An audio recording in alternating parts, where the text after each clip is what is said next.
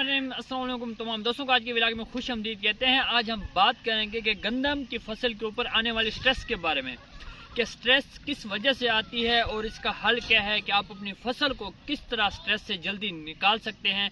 इस चीज़ के बारे में इंशाल्लाह बात कर रहे होंगे। जिन दोस्तों ने हमारे पेज को फॉलो नहीं किया तो फॉलो कर लें ताकि फसल के मतलब वीडियोज़ आपको मिलती रहें। जब भी हम हर्बिसाइड यानी जो जड़ी बूटी मार जहर होता है वो स्प्रे करते हैं तो ये चीज़ देखने में आती है कि जो हमारी गंदम की फसल है उसके अंदर पीला कलर आना स्टार्ट हो जाता है, यानी फसल हमारी स्ट्रेस के अंदर आती है।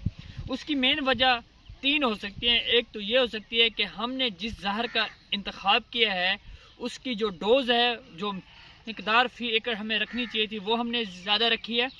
या दूसरी वजह ये हो सकती है कि हमने वो स्प्रे रिपीट कर दिया, यानी एक ही जगह के ऊपर बार बार हमने वो स्प्रे कर दिए।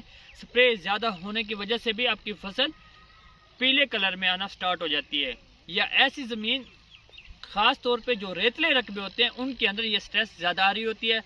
और तीसरी वजह ये है कि हमने जो जड़ी बूटी मार जहर है वो हमने ज़्यादा तरवतर के ऊपर कर दिया है, या स्प्रे करने के बाद हमने पानी बहुत ज़्यादा जल्दी लगा दिया है, तो उस वजह से हमारी फसल पीले कलर में आना स्टार्ट होती है, यानी स्ट्रेस में आ जाती है। जब फसल स्ट्रेस में आती है तो फिर पौधे का जो शगुफे होते हैं वो सही नहीं बनते, जिसकी वजह से हमारी एवरेज कम होती है।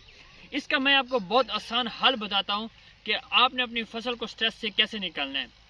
जब आपकी फसल स्ट्रेस में आ गई है तो आपने अपनी फसल को एक तो ये चीज़ आपने एहतियात करनी है कि अपनी फसल को आपने बहुत ज़्यादा जल्दी पानी नहीं लगाना। अगर आप अपनी फसल को बहुत ज़्यादा जल्दी पानी लगाएंगे तो फिर आपकी फसल और ज़्यादा स्ट्रेस में आएगी। एक तो यह है कि आपने अपनी फसल को यूरिया खाद वक्त पे डालनी है।